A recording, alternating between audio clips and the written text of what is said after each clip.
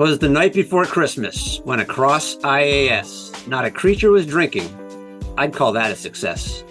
The stockings were hung up by Carly with laughter, in hopes that a sober new year would come after.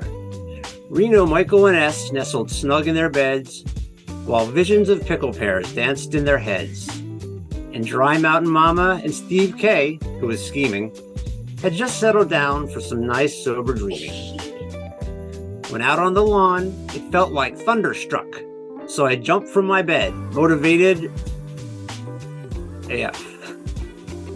Away to the window, I flew like a flash, heading straight for the shutters, but I tripped on the trash. The moon on the breast of the new fallen snow shined like a dumpster fire, a bright, sober glow. When what do you think landed out on the street? But a sleigh with Doug Star in the passenger seat.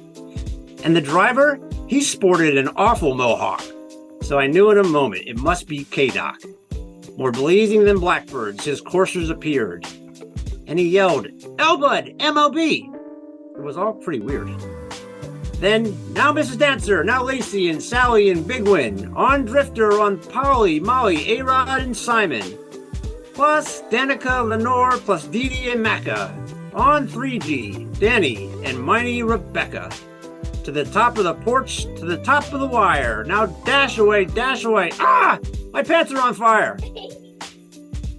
As palmy tree leaves blew around in the breeze when they met with an obstacle like Sophie Louise, so up to the housetop the coursers they flew, with the sleigh full of toys. Oh, and Liv was there too. Then with a crash that I heard on the roof, someone must have spilled cocoa. That mug wasn't foolproof.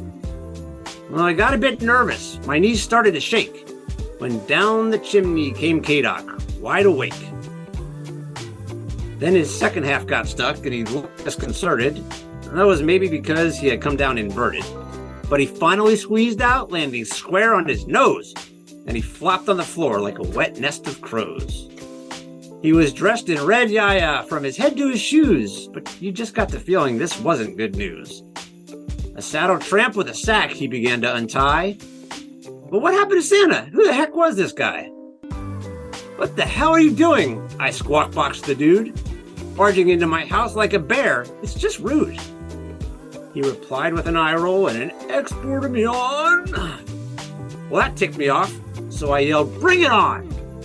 But his eyes, how they twinkled, they just seemed so mellow, like a woman named Ashley was whispering, "Hello." And all of a sudden, he looked super glad. I couldn't find it within me to stay so mad. The stump of a piper he made chew for a snack, like our friend Chris was chowing down on a Big Mac. His hands seemed to warm from the outside cold weather, so he took out some presents for Olga and Heather. He was chubby and plump, yeah, a little bit heavy, and I laughed because he looked like he outweighed a Chevy. A wink of his eye and a twist of his sand ring soon gave me to know he would do the right thing. And he filled all the stockings hanging up by the fire with copies of This Naked Mind and Rewired.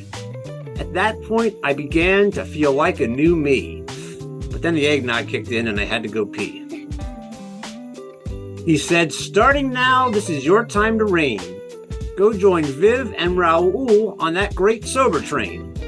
And laying a finger aside of his nose, like an ascension goddess, up the chimney he rose. To his sleigh he went running, did some yoga, and then he told me to go follow tour tries again.